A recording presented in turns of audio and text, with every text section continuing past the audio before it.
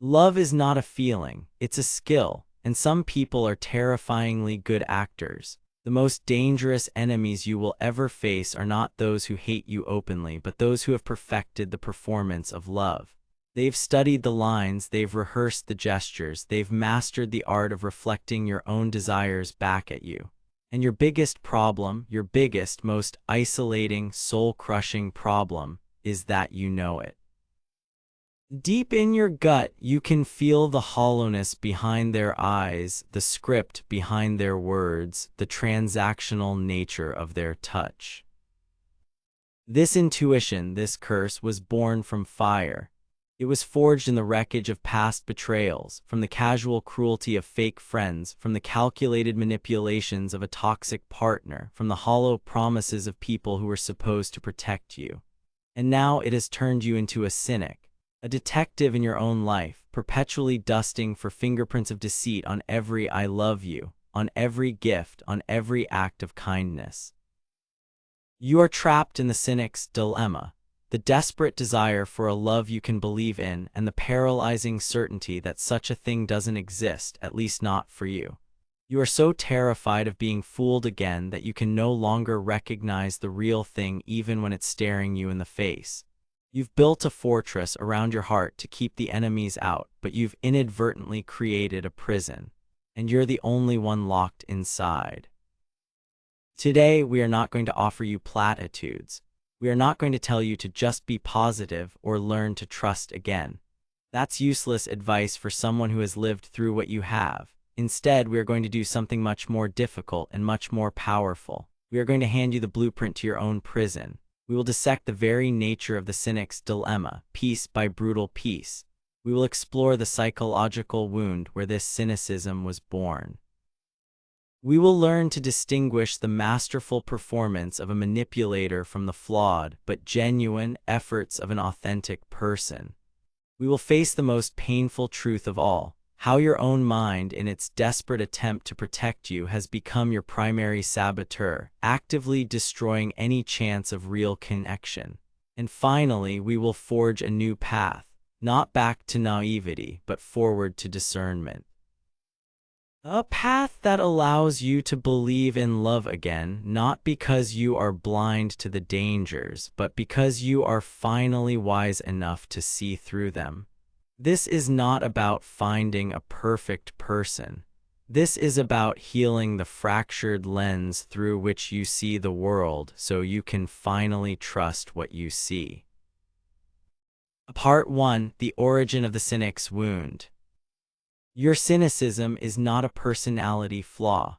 Let's be brutally clear about that from the start. It is a scar. It is a highly adapted survival mechanism that at one point in your life was absolutely necessary. It was the alarm system that kept you sane in an environment of chaos, the shield that protected what little was left of your spirit when you were surrounded by emotional predators. Think of a soldier who has returned from a war zone. They don't jump at loud noises because they are weak. They jump because their nervous system has been permanently rewired by an environment where loud noises meant imminent death. Your nervous system has been similarly rewired by emotional warfare. Someone, or perhaps many people, taught you a devastating lesson. That love is conditional, that affection is a currency used to buy compliance, and that vulnerability is an invitation for attack. This created what psychology calls a trauma template. It's a blueprint for relationships that your unconscious mind now carries with you everywhere. When you meet someone new, your mind doesn't see them as a blank slate. It pulls up this old, corrupted file and overlays it onto the new person. It actively searches for evidence that confirms your deepest fear. This person, like the others, will eventually betray you. This is where the work of the great psychologist Carl Jung becomes not just relevant, but essential. Jung spoke of the shadow self. The shadow is the part of our unconscious mind that contains everything we refuse to acknowledge about ourselves. Our fears, our insecurities, our rage, and our potential for darkness. For the cynic, the deepest, most terrifying part of the shadow is the belief that you are, on some fundamental level, unworthy of genuine, unconditional love. Because you cannot face this terrifying belief head-on, your mind does something ingenious and destructive. It projects it outward. You take your own secret fear of being unlovable and you hang it on the people who try to love you. You don't consciously think, I am unworthy of this affection. Instead, you think, their affection cannot be real. It's the same conclusion, but one puts the blame on you and the other puts the flaw on them. It is a defense mechanism. You aren't rejecting their love, you are preemptively exposing its fraudulence to protect yourself from the inevitable pain of its withdrawal. Imagine a man named Mark. Mark's father was a charismatic but deeply narcissistic man. He would shower Mark with praise and gifts when Mark excelled in sports, but would become cold, distant, and cruel if Mark failed or showed any sign of emotional weakness. Love was a reward for performance. Now, as an adult, Mark is dating a woman, Sarah, who is genuinely kind and supportive. One day, Mark loses a major client at work. He comes home dejected and silent. Sarah puts her arms around him and says, "It's okay. We'll figure it out. I'm here for you, and this doesn't change a thing about how I see you." For a healthy person, this is a moment of profound connection. For Mark, it's a red alert. His trauma template screams, this is a lie. Love is conditional on success. Her kindness is a performance. She is just waiting for the right moment to use this failure against me. She's gathering data. He doesn't see her support, he sees a trap. His own shadow, the part of him that still feels like the little boy who failed his father, is projected onto Sarah. He sees his father's manipulative nature in her genuine empathy, so he pulls away. He becomes cold, distant. He tells her he needs space. In reality, he is running from the unbearable discomfort of receiving a love he believes he has not earned and therefore cannot be real. This is the origin of the wound. It's a poisoned well from which you are forced to drink every day. Your past experiences have installed a piece of malicious software in your brain, one that flags every genuine connection as a potential virus. The first step in healing is not to try and trust others. It is to recognize this program is running. It is to turn your gaze inward and acknowledge with brutal honesty, my perception is skewed. My alarm system is broken. It is ringing the bell for fires that aren't there, because it is still haunted by the memory of a time it failed to ring for a fire that burned everything to the ground. Understanding this doesn't excuse the pain others caused you, but it reclaims your power. The problem is no longer just out there with the liars and manipulators. The primary battle is now in here, with the ghost in your own machine. Part 2, The Great Deception, differentiating genuine connection from skilled performance. Once you understand that your own perception might be compromised, the next task is to recalibrate your tools for seeing the world. You must become a master at distinguishing between a genuine human being and a skilled performer. It's a subtle art because in our society, everyone wears a mask. Jung called this mask the persona. The persona is the socially acceptable front we present to the world, the competent employee, the charming friend, the supportive partner. A persona is normal and necessary. It allows society to function. The danger isn't the persona itself. The danger is the person who has nothing but a persona. The manipulator, the narcissist, the hidden enemy. Their entire identity is a meticulously crafted performance designed for one purpose: extraction. They want your energy, your resources, your admiration, your compliance. Their love is the anesthetic they use before they make the incision. So how do you tell the difference between a person with a normal persona and a predator in disguise? You stop listening to their words and you start observing their patterns. Authenticity is revealed in consistency over time. A performance is exhausting to maintain. The manipulator is like a stage actor who is brilliant for the 2 hours they are on stage, but they cannot live the part 24/7. Their mask will slip. Your job is to watch for the moments between the acts. Watch them when they are tired, stressed, or when they think no one important is looking. Consider the story of a woman, Chloe, who was dating a man who seemed to be the perfect gentleman. He opened doors, brought her flowers, wrote her poetry. His words were a constant symphony of adoration. Her friends were envious, but Chloe, a recovering cynic, was wary. She didn't challenge him, she just watched. She noticed that while he was flawlessly charming to her, he was dismissive and arrogant to waiters. He would complain about his idiot employees behind their backs. When driving, the slightest inconvenience would trigger a torrent of rage at other drivers. One day, his dog, which he claimed to adore, knocked over a glass of water. The charming mask vanished, replaced by a flash of cold, reptilian anger. He didn't hit the dog, but the way he grabbed it, the venom in his whisper, was terrifying. In that single moment, Chloe saw the truth. His kindness wasn't his character, it was a costume he wore only for her. His baseline state, his true self that emerged under pressure, was one of contempt and rage. A genuinely kind person is kind at their core. Their kindness might waver when they're having a bad day, they might be irritable, but their fundamental operating system is empathy. The manipulator's operating system is self-interest, and kindness is just an app they run when they need something. Authenticity is revealed in action, especially when it's inconvenient. Declarations of love are easy, they cost nothing. I love you, I'd do anything for you, you're my everything. These are just sounds. The real test is action, specifically action that requires sacrifice.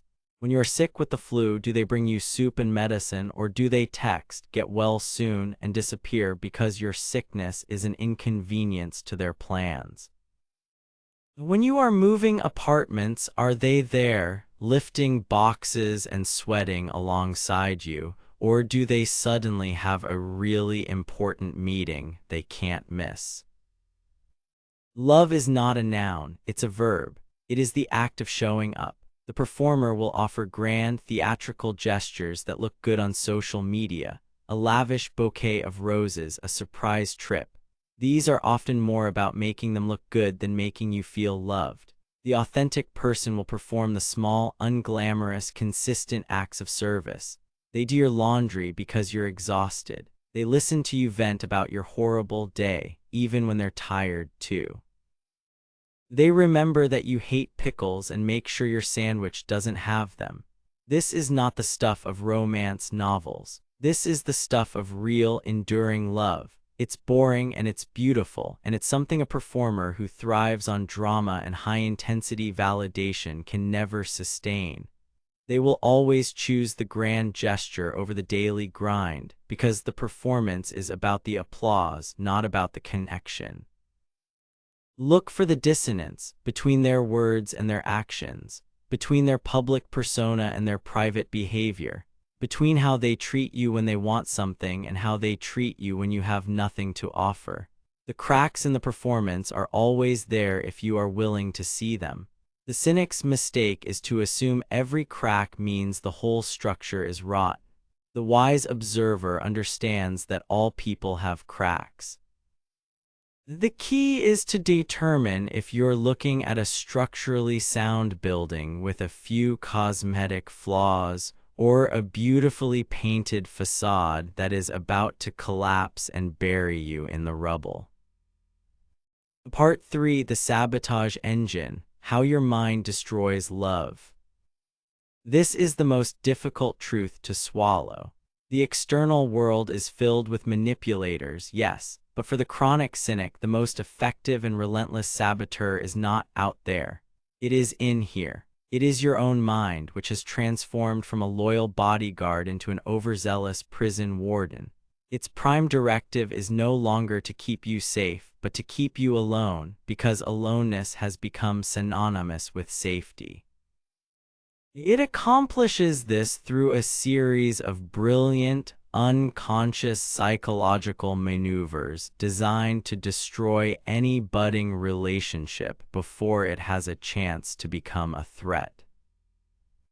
The first and most common mechanism is evidence hunting. Your mind has already concluded that this person's love is fake. It has the verdict, and now it works backward, cherry-picking and twisting evidence to fit its conclusion.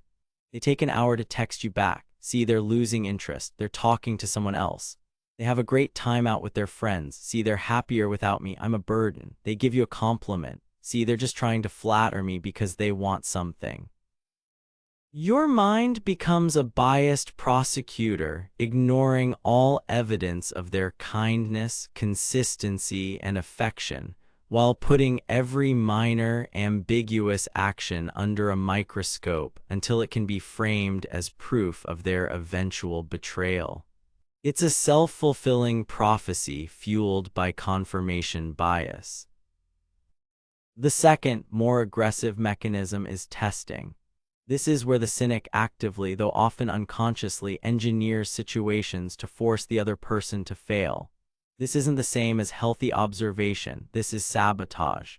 It's pushing them away just to see if they'll fight to come back. It's starting a fight over something trivial to test the limits of their patience. It's revealing a deep insecurity and then watching them like a hawk, waiting for them to mishandle it so you can say, "I knew it." You don't really care. Let's imagine a woman named Jenna. Her deep-seated fear is that she is too much for people. She starts dating a man, David, who is patient and reassuring. As they get closer, Jenna's sabotage engine kicks into high gear. She starts calling him late at night in a manufactured panic over small anxieties. She's not just seeking comfort, she's testing him. How much will he take before he breaks? At what point will he finally admit that I'm too much? David, trying to be supportive, stays on the phone, listens, and reassures her. But Jenna keeps escalating. She criticizes his advice. She accuses him of not really understanding. She is trying to provoke the very reaction she fears. She is trying to force him to say, "Jenna, this is too much," so her core belief can be validated. Eventually, any healthy person will reach a boundary. David might say, "Jenna, I care about you, but I can't have these 2 a.m. crisis calls every night. It's affecting my sleep and my job." The sabotage engine hears this and screams in triumph. Victory, I knew it, I am too much. It completely ignores the months of patience and the reasonable nature of his boundary. It only sees the final proof it was looking for all along. Jenna has successfully pushed away a good person to prove to herself that she is unlovable. She is safe again in her solitary prison, a victim of another failed relationship, never realizing she was the one who orchestrated its demolition. The third and most insidious mechanism is the rejection of happiness itself. Many of us, especially those with traumatic pasts, have what author Gay Hendricks calls an upper limit problem. We have an unconscious thermostat for how much happiness, success, and love we are permitted to experience. When our life gets too good and exceeds that setting, our sabotage engine kicks in to create a problem that will bring our level of happiness back down to the familiar, safe zone. Have you ever had things going perfectly in a relationship? You're happy, secure, in love, and you find yourself picking a fight out of nowhere, or you suddenly become obsessed with a tiny flaw in your partner, or you feel a wave of inexplicable anxiety and a desire to flee. That is your upper limit problem. The unfamiliar territory of sustained happiness feels more dangerous than the familiar misery of drama and disappointment. Your system is screaming, "This is not normal, danger." Something bad is about to happen to balance this out. So, to regain a sense of control, you create the bad thing yourself. You sabotage the peace because the silence of contentment is deafening to ears accustomed to the sounds of battle. Facing this engine within you requires brutal self-honesty. You must start to question your own reactions. When you feel that familiar surge of suspicion or the urge to push someone away, you must learn to pause and ask, is this a rational response to a genuine red flag? Or is my sabotage engine running its old, destructive program? Am I reacting to the person in front of me or to the ghost of someone from my past? This is the beginning of disarming the bomb you've been building inside your own heart. Part 4: The Litmus Test: How to Judge Authenticity Without Sabotage. So if creating destructive tests is the path of the saboteur, how does the wise individual gauge the authenticity of another's love? You stop setting traps and you start becoming a master observer. You create a series of non-destructive observational litmus tests based not on provocation, but on life's naturally occurring challenges. You learn to read the data that reality provides for free, without having to rig the experiment. Here are 4 of the most powerful litmus tests for discerning character. First, the stress test. Anyone can be kind, loving, and patient when life is easy. The sun is shining, the bills are paid, the mood is light. This tells you almost nothing. The true character of a person is not revealed in the sunshine, it is forged and exposed in the storm. The stress test is simply this: observe how they behave when life puts them under pressure. Do they get a flat tire on the way to an important event? Do they lose their wallet? Do they get a scathing review from their boss? Watch closely. Do they lash out and blame the world, becoming cruel and irritable to everyone around them, including you? Does their carefully constructed persona of calm and control shatter into a million pieces, revealing a core of anger and entitlement? Or do they handle it with a degree of grace? Can they get frustrated without becoming cruel? Can they be disappointed without making it everyone else's problem? A person whose kindness is a performance will drop the act the moment it becomes inconvenient. Their energy is finite, and in a crisis, it will all be redirected to managing their own distress. A person whose kindness is their character will still try to be decent, even when they are struggling. They might be short-tempered, they might need space, but they won't become a monster. How someone handles their own adversity is a direct preview of how they will handle yours. Second, the conflict test. No real relationship is free of conflict. Disagreement is inevitable and necessary for growth. The test isn't the presence of conflict, it's the nature of it. When you have a disagreement, what is their goal? Is it to win the argument or to solve the problem? The performer, the manipulator, the toxic person, they fight to win. They see conflict as a battle for dominance. They will resort to dirty tactics, bringing up past mistakes, using your insecurities against you, twisting your words, gaslighting you into questioning your own reality. They will try to make you the enemy. Their goal is to prove themselves right and you wrong, preserving their fragile ego at all costs. An authentic partner fights to understand. Their goal is to resolve the issue and restore connection. They might get angry, they might say things they don't mean in the heat of the moment, but their underlying intention is to find common ground. They will say things like, "Help me understand why you feel this way." They will listen. They will take responsibility for their part. They see the problem as a third thing, an obstacle that you and they must face together as a team, not as adversaries. A relationship that cannot survive conflict cannot survive life. Third, the no test. This is perhaps the most critical test of all. The no test is deceptively simple. Set a healthy boundary and see how they react. Say no to something they want. It could be big or small. No, I can't go out tonight. I need a night to myself. No, I'm not comfortable discussing that. No, I can't lend you that money. Then watch. A person whose love is conditional on your compliance will see your no as a rejection, a challenge, or an act of war. They may become angry and punitive. They might try to guilt-trip you. "But I thought you loved me after all I've done for you." They might give you the silent treatment, withdrawing their affection as punishment until you bend to their will. This reveals that their love was never for you. It was for what you could provide and how you could conform to their needs. Your utility has decreased, and so has their affection. A person who genuinely loves and respects you will honor your no, even if they are disappointed by it. They may ask for a reason, they may express their own feelings, but they will ultimately respect your autonomy. They understand that love is not about ownership. They see you as a separate individual with your own needs and limits. A person who cannot handle your no cannot handle you.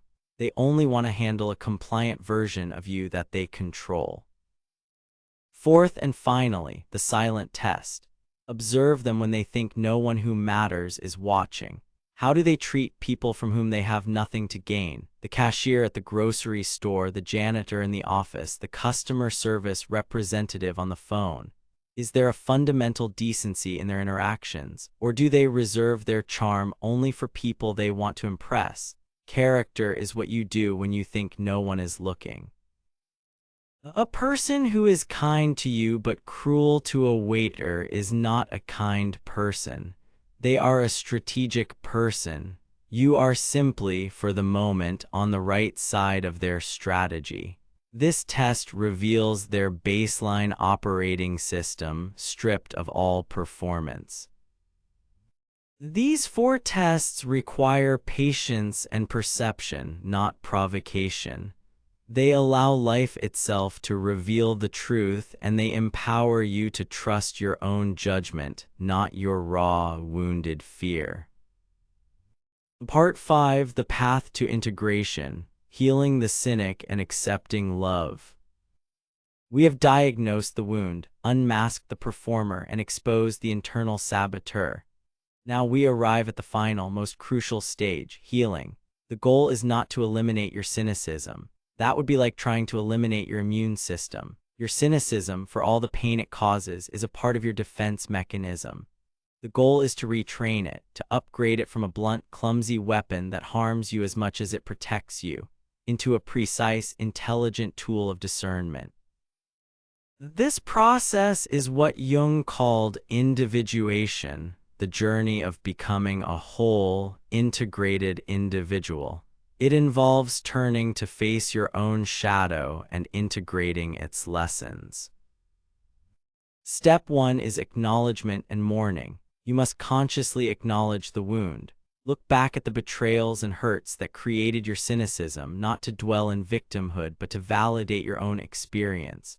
You must allow yourself to mourn the trust that was broken, the innocence that was lost. Write it down in a journal. Speak it out loud to an empty room. Tell the story to a trusted therapist. You cannot heal a wound you pretend doesn't exist. By giving your pain a voice, you rob it of its silent, unconscious power. You stop it from bleeding out sideways into every new relationship. Step 2 is shadow integration. This is the brave work of owning the projection. It requires you to look at your deepest fear, the shadow belief that you are unworthy of love, and call it by its name.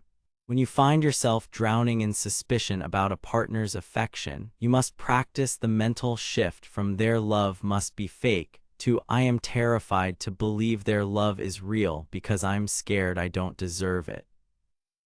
This feels terrifying because it shifts the focus from their perceived flaws to your own vulnerability, but it is the ultimate act of reclaiming power. As long as the problem is them, you are a passive victim waiting for them to prove themselves.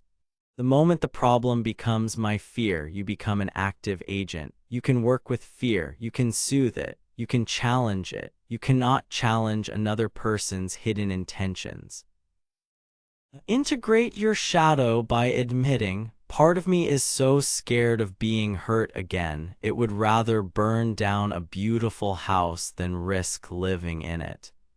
When you can see and name your saboteur, you can start to negotiate with it. Step 3 is practicing vulnerability in microdoses. You don't go from a maximum security prison to running naked through an open field. You learn to trust again by taking small, calculated risks. Choose to believe one small, kind thing. Your partner says, "You look beautiful today." Instead of your mind's immediate retort, "What do they want?" force yourself to pause, take a breath, and just say, "Thank you." Let the compliment land, even if it feels uncomfortable for a few seconds. The next time you feel an urge to push them away or start a test, choose to do the opposite. Choose to lean in. Share a small, manageable vulnerability, not your deepest, darkest trauma, but something real. I had a really hard day at work and I'm feeling a little fragile. Then just observe. Don't set a pass-fail criteria. Just see what happens. By taking these small steps, you're gathering new data. You're creating a new file to compete with the old, corrupted trauma template. You are teaching your nervous system, one tiny experience at a time, that connection does not always equal pain. Step 4 is redefining strength. The cynic believes strength is invulnerability. It is the high fortress wall, the impenetrable armor. This is a child's definition of strength. True, adult strength is not the ability to avoid being hurt. It is the resilience to heal when you are. It is the courage to be open, knowing you have the inner resources to handle disappointment if it comes. It is choosing to believe in the possibility of goodness, not because you are guaranteed it, but because a life lived in a sealed-off bunker is not a life at all. Your healing is not complete when you no longer feel fear. It is complete when you no longer let fear make your decisions for you. You will still have that internal alarm, but now when it rings, you won't blindly evacuate the building. You will calmly walk over, check for smoke, and assess the situation with your newly honed, wise judgment. You will be able to tell the difference between the ghost of an old fire and the heat of a new, real one. Conclusion. The cynic's dilemma is a prison with a door that is locked from the inside. For years, you have been staring at the walls, memorizing every crack, convinced there is no way out. You've blamed the guards, the architects, the world outside, but the key has been in your pocket the entire time.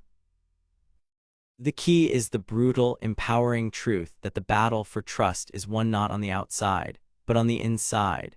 It is won by acknowledging the original wound that taught you love was dangerous. It is won by becoming a masterful observer of human character, learning to differentiate the performer's script from the authentic person's soul. It is won by facing the saboteur in your own mind, the part of you that destroys happiness to maintain the familiar comfort of misery. And it is won by bravely choosing to integrate that shadow, to heal that wound, and to redefine strength not as an absence of vulnerability, but as the courage to embrace it. This is not a call to be naive. It is a call to be wise. The world is full of people who will fail you, use you, and abandon you. That is a fact, but it is also full of people who will show up, who will act with integrity, and whose flawed, imperfect love is as real as the ground beneath your feet. To allow the memory of the first group to blind you to the possibility of the second is the greatest tragedy of all. It is to let your past enemies win their final victory by poisoning your entire future. Make a different choice. Today, choose to see your cynicism not as a life sentence but as a tool that needs sharpening. Turn your gaze inward. Do the hard work of untangling the lies you were taught from the truth you can now discern. Take one small step toward trusting your own judgment. Take one small risk on the possibility of connection. The cynic believes that to love is to risk getting hurt, and they are right. But the truth that the cynic forgets is this: to refuse to love is to guarantee you will be hurt by a loneliness and emptiness so profound it will suffocate your very soul. Don't let that happen. Choose the risk. Choose life. Choose to believe that you are worthy of a love that is real, and then cultivate the wisdom to recognize it when it arrives.